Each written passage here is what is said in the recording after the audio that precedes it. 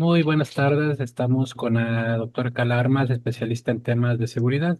Y quería iniciar esta pregunta, doctora, haciéndole acerca de las zonas más violentas que se han vuelto en Ecuador, como por ejemplo las provincias de Guayas, Los Ríos, del Oro o Manabí, estas zonas costeras. ¿A qué cree que se haya incrementado específicamente en estas partes la violencia en esta zona costera?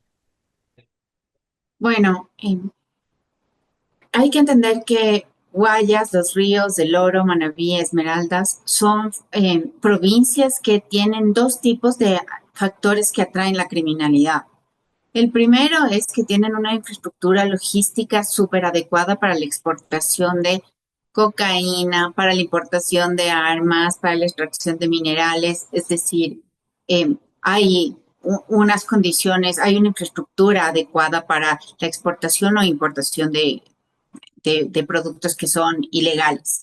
Y por otra parte, en estas regiones se concentra también en muchos recursos estratégicos. En estas provincias se producen sicariatos, extorsiones, vacunas y además están las drogas, las armas, la minería ilegal circulando. Es decir, hay una infraestructura adecuada y hay unos recursos que son valiosos para el crimen organizado. Esto en un contexto de relativa debilidad estatal, es una debilidad que el Estado no logra superar y que no ha podido poner un freno a las actividades criminales. Y esto entonces se refleja en que el 83% aproximadamente de la violencia en el país se comete en estas regiones específicamente. Le quería consultar acerca de las acciones que ha llevado a cabo el gobierno. Por ejemplo, desde hace 2 años hemos estado viviendo en continuos estados de excepción. Además, el 9 de enero de 2024 se decretó un conflicto armado interno que a la final todo viene a ser parte de un plan Fénix que más o menos el gobierno pues impulsó para combatir el tema de la inseguridad. Sin embargo, ninguno de estas acciones ha servido para frenar la violencia. Le quería preguntar por qué cree que ninguna de estas acciones que está tomando el gobierno están sirviendo para frenar la violencia.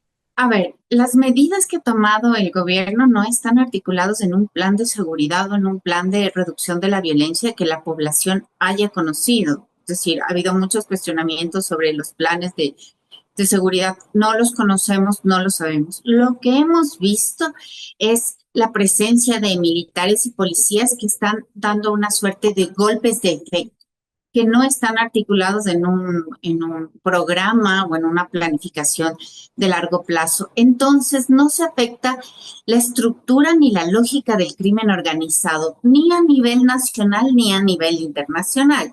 Entonces, lo que pasa es que tenemos una economía política internacional del narcotráfico, tenemos un consumo de cocaína al alza, tenemos unos precios muy elevados en el pago, tenemos también una dinámica nacional que está dispuesta a abastecer a los mercados de consumo, está dispuesta a captar estos recursos ilegales y tenemos un gobierno que solo da golpes de efecto. En este contexto, reducir un cabecilla, 2, 3, 10 o los que se reduzcan, son medidas de corto plazo, son medidas esporádicas que no cambian la lógica estructural del crimen organizado.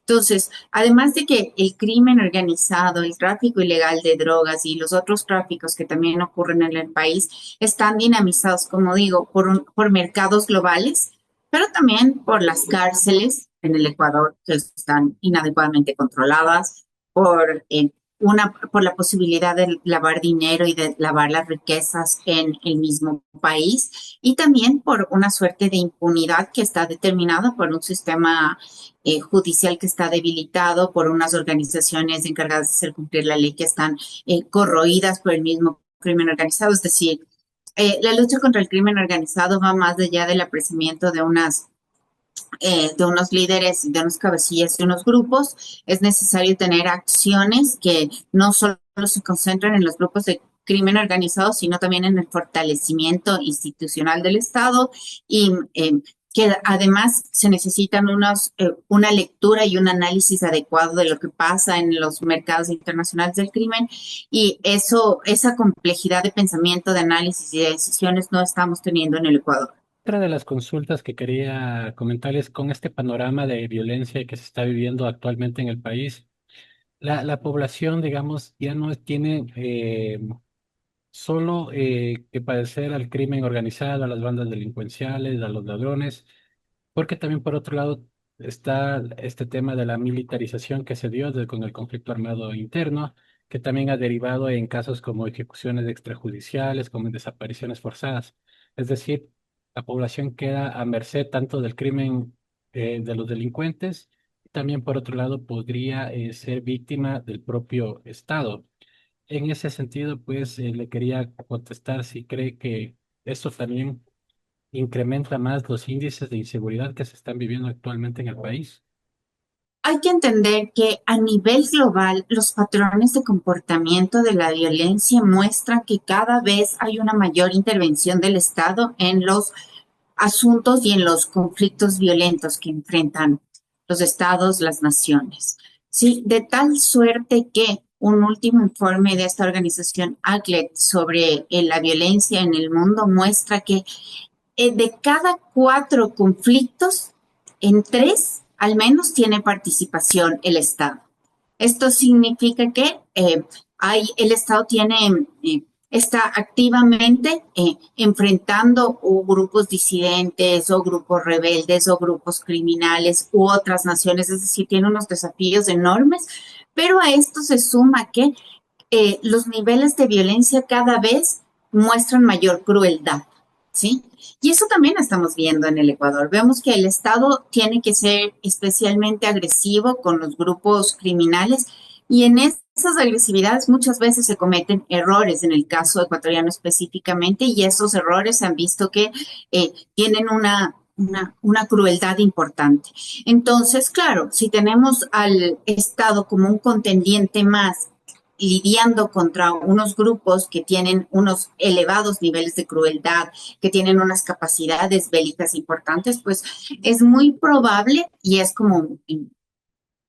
lo predecible que el Estado también incurra en violaciones a los derechos humanos, sobre todo cuando hay mucha debilidad, mucha inestabilidad política y pocos recursos para capacitación y también poca voluntad política para ser transparentes y para aplicar la justicia para reducir la violencia.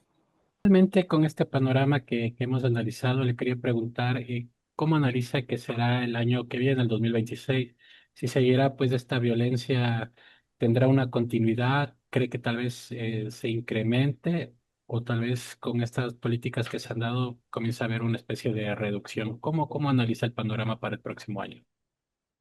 A ver, recientemente, hace unos pocos días, pocas semanas, me parece que el ministro Reinberg dijo que habíamos tenido 2.181.000 operativos en 2 años, ¿sí? Esta es una cifra inverosímil, me parece, pero aceptemos como real. Esto hace, si nosotros dividimos esta cifra para 2 años, para 770 días aproximadamente, lo que resulta son casi 3.000 operativos diarios, ¿no?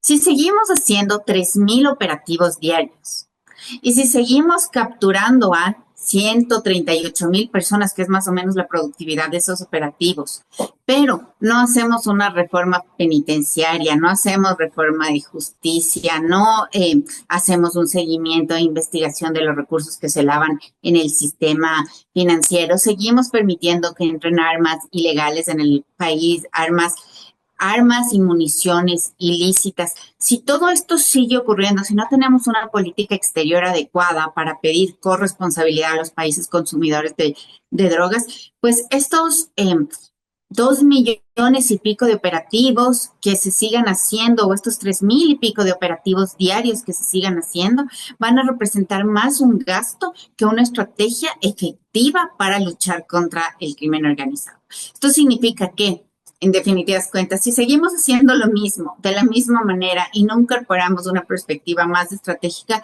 pues las cosas no tendrían por qué cambiar.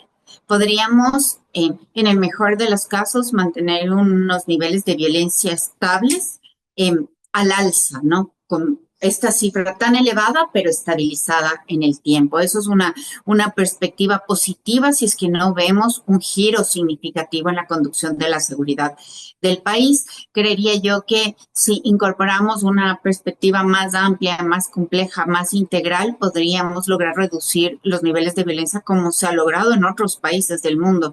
Pero necesitamos tomar medidas estructurales más allá de la simple militarización.